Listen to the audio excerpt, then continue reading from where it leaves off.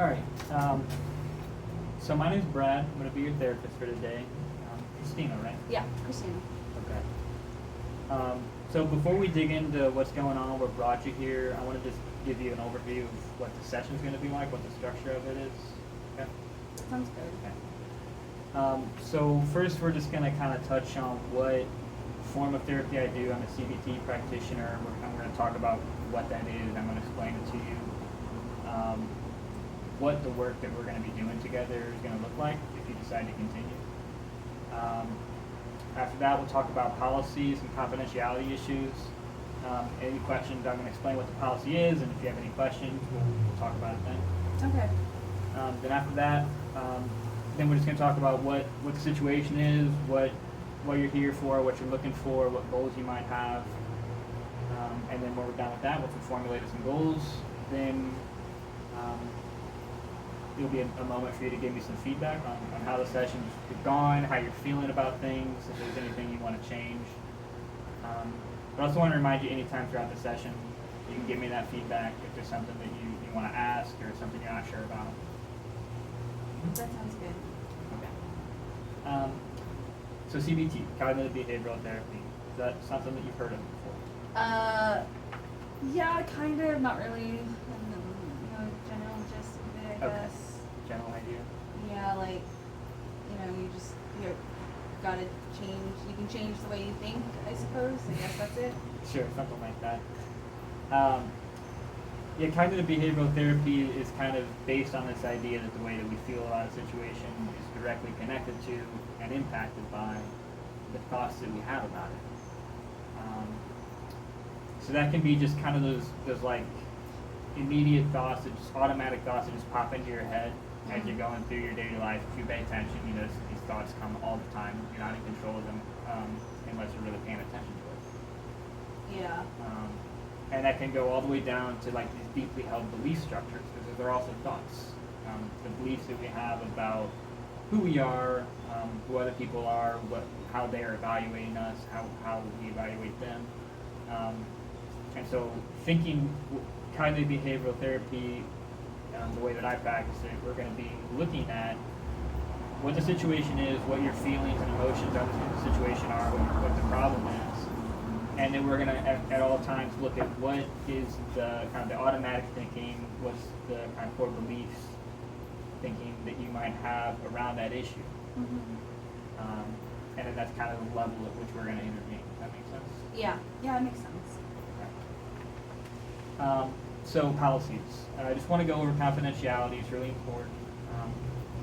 So confidentiality, basically everything that you say in this session is going to be legally protected. I'm not going to be sharing it with anybody else, with one exception. So that exception is if in my evaluation you're imminently at risk of harming yourself or someone else. Yeah. So that could be like suicide, that could be homicide, or any sort of aggressive act that I in my evaluation you're actually about to commit on somebody. At that point, there are certain protocols that I have to take to kind of ensure that I'm doing what I need to do to protect people, including you. Yeah, that makes sense. Yeah, I've heard of confidentiality because I've been to therapy a few times. Yeah. Okay. Do you have any questions about it? Or? No, I guess it's just whatever we talk about stays between us, and except for those exceptions that you said. Yeah, that sounds good. Okay. So now let's talk about what's going on. What brought you in here?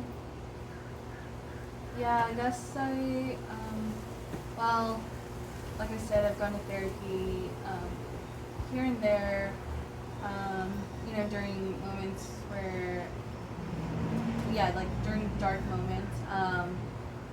And so I guess I've been feeling, sort of anger towards, I guess my life currently. Just been really angry about my life, and like where, I don't know, where just how certain situations played out, and I find myself in situations where I'm just really angry about it, and I'm angry with life stuff, and I'm angry with myself by not being able to navigate it better and not being a better person. And then I'm angry. I'm angry at I guess I can be angry at other people when I'm in those moments where I'm not myself. So you've had these periods of darkness, and when did they start? Well, I've had a lot of those moments. But for recently, for 2 years ago, my dad died, and so I think that is why I'm in a dark moment right now. And previously, my other moments have definitely been linked to, my family. I had a weird, turbulent upbringing, and when my dad died, I guess it just came crashing down. And I think it's a good crashing down too, but it's been a lot, and it's been a lot in my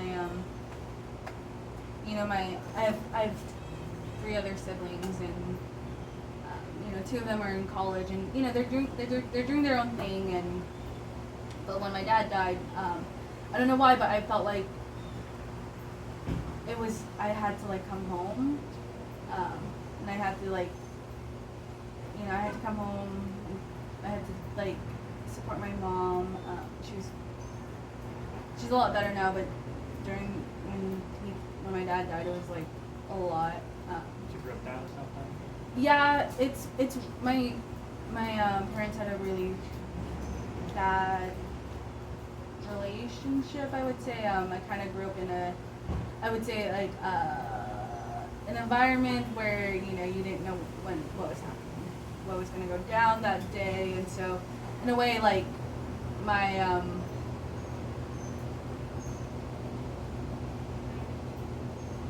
I don't know, my mom's the biggest victim of my dad's abuse, and so it's really hard for me.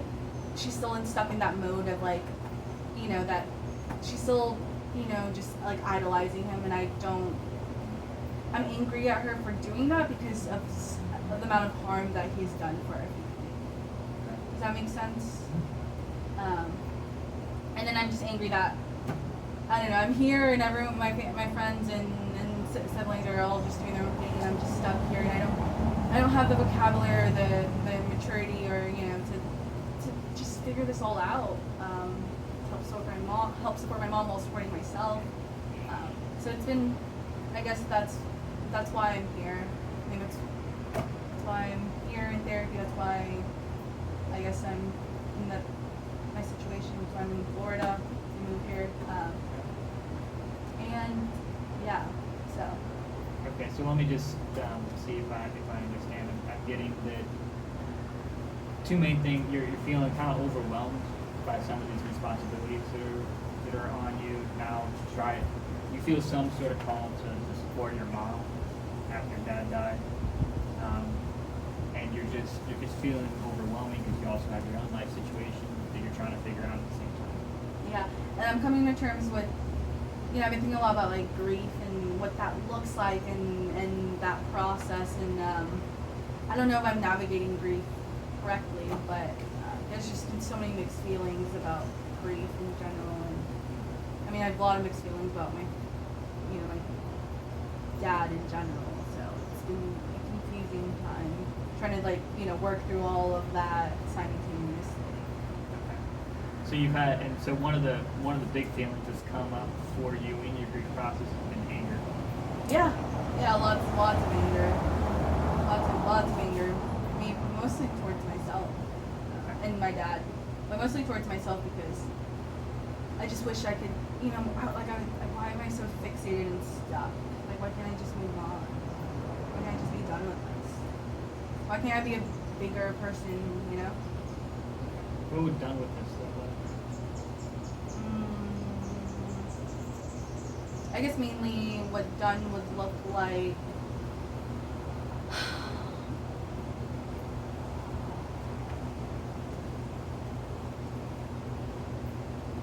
I guess having a better relationship with my mom. I would say a better relationship with my mom. Where we would be able to. Right now, we ever talk about my dad, it's just it gets stuck in a certain way, and I get it. Like she's gone through a lot, and can you imagine like spending 20 years with someone who is like abusing you?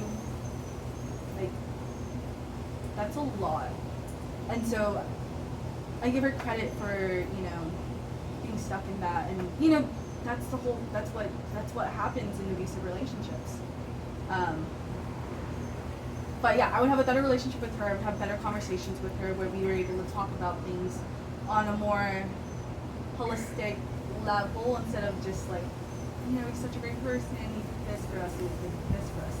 And I would also have a better relationship with myself. I feel like if I was done, I wouldn't be angry with my past or the way I'm navigating things. I would just let things, I don't know, just let things be for what they are, accept them for what they are. Okay, so I'm still trying to understand. So it sounds like one of the big issues, one of the big impasses that you need to get through is your relationship with your mom. The fact that you're both going through the grief process and you're going about it in very different ways. Yeah. Very different emotions. Yeah. And you're not getting in a resolution anytime you try and come together on Yeah, this. and then just we fight. Either she triggers you, then you trigger her. Yeah, and we fight, and then I get angry at myself for not being the bigger person. Right, to find a way to get past it. Yeah, because she's not gonna get past it. Like Okay. I'm the one who's gonna have to, I have to. And get past it. You mean you want her to see your dad and the relationship that she had with him the way that you do as an abusive relationship? I just want her to. Yeah, I want her to see like, I guess the truth, and the reality. The biggest reality and the saddest thing is that, our life is so much better than he died. So, yeah, that's basically it. I guess that's fine. So what a goal that we might have, that I might propose, is that through the process of therapy, we're going to be looking more at this grief process, this relationship that you have with your mom. We're going to be really looking into what emotions that you're having around that situation, and then what thought processes are related to those emotions. As we go through that process and we start to untangle it, what I would hope is that as a goal, we get you to a point where you are able to complete your grief process. You're able to come to terms with the loss of your father, with the resentment that you have for him, to make some sort of peace with that. And also to find some way to interact with your mom that, regardless of whether you end up seeing the world the same way, you find some way to have some sort of relationship where you're not hurting each other all the time. Mm-hmm. Is that a goal that makes sense to you? Yeah, yeah. And the biggest goal is for me would be having a better relationship with my, because that's because it's right now, That's the thing that's holding you back the most, troubling you the most, is just that relationship. I mean, I can go, I'm sorry. I guess I have a weird dynamic with my siblings too, and it's nothing bad, but I feel really guilty.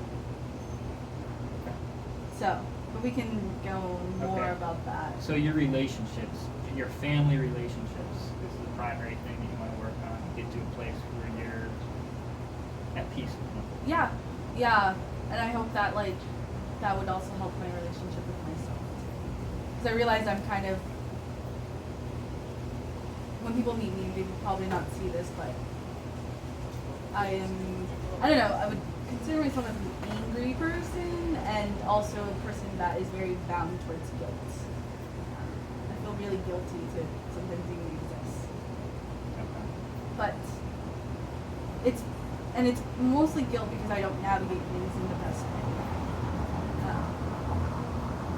But yeah. Okay. Yeah. So, feedback. How do you feel about this session? How do you feel about any questions that you have about what therapy is going to look like going forward? Well, I think it was good. I like the goal setting, and I think you have a good idea of what I'm saying. So yeah, I felt like it was a good session. Yeah, I'm excited for future sessions as well. Okay. Excellent. Well, thanks for coming. Yeah, it was really nice to meet you. Look forward to seeing you next week. Cool. Alright. I don't like the way I did goals there. That was terrible. Absolutely fucking terrible. I think you were getting really into what I was saying. I wanted to, yeah. And then I was like, well, I guess I gotta how long is it?